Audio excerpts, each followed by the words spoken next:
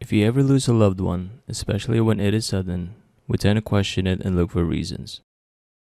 We can imagine to live in a world without them, and we would do anything to get them back. Knock at the Cabin is the latest and dopest entry to the grief-stricken M. Night Shyamalan cinematic universe.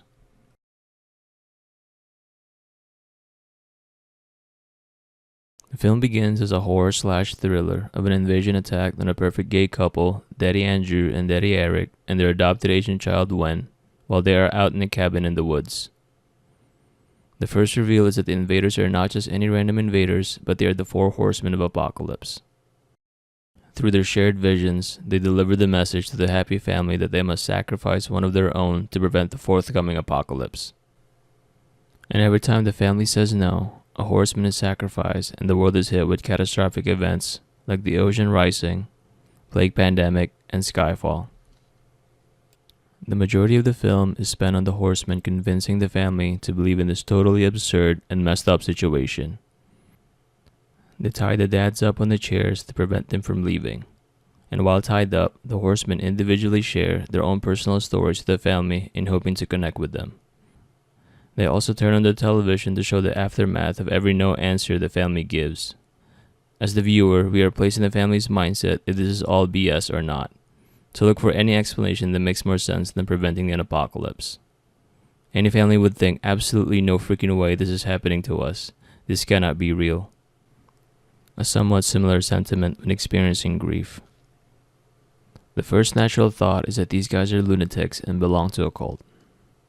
As a lawyer and the eventual survivor, Daddy Andrew is constantly searching for plot holes in this ordeal, calling out the news footages to be recorded. It is later revealed that Redmond is the same homophobic man who assaulted Daddy Andrew in a bar years prior, making him believe it is all targeted violence.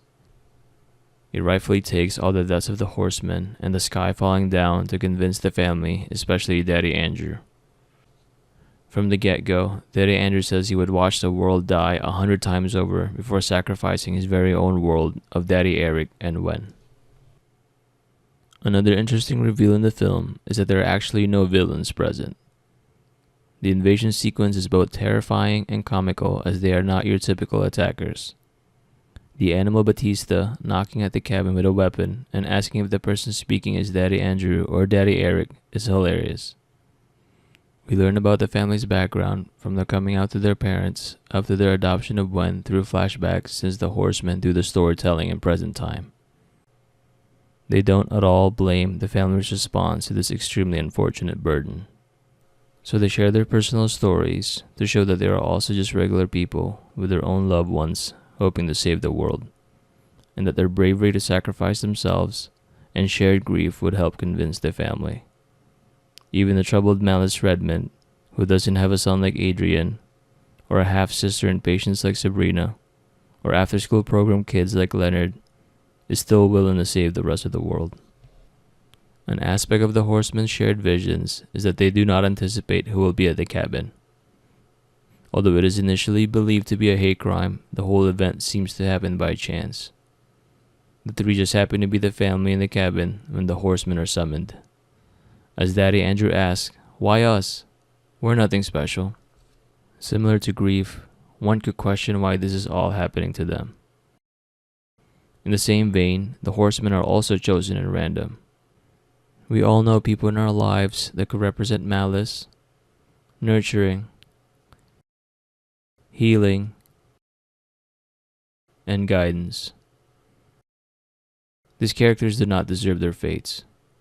Even Redmond, who was apparently abused as a child and admits his wrongdoings in the past, is terrified when his time comes.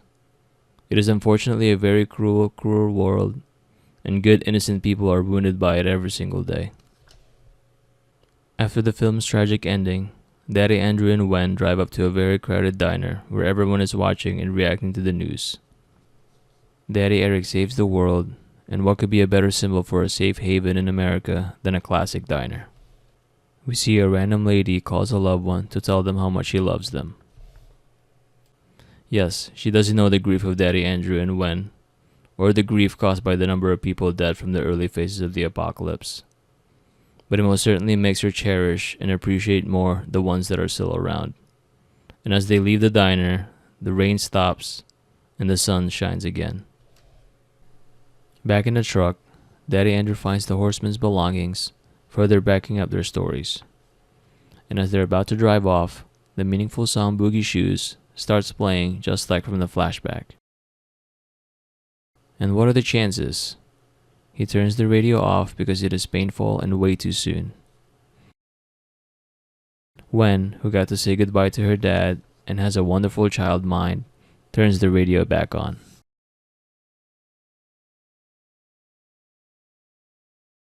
She then stares at her dad, who is still in shock, and realizes this might all be too much for him. So she sensitively and kindly turns it back off.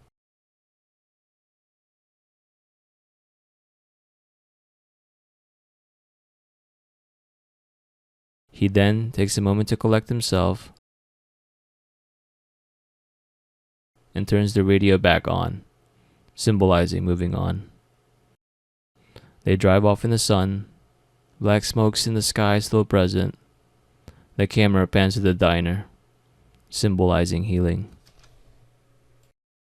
So it's really just a grief therapy film, but told in a sick and dope M. Night fashion.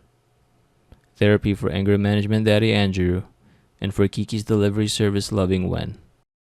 Which, by the way, is a coming-of-age film about a young witch, similarly to Wen, but at a younger age, unfortunately.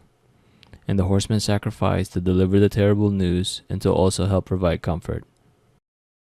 The sun rises again, and there is still a world for the horsemen's loved ones, Daddy Andrew, and Wen to keep walking on.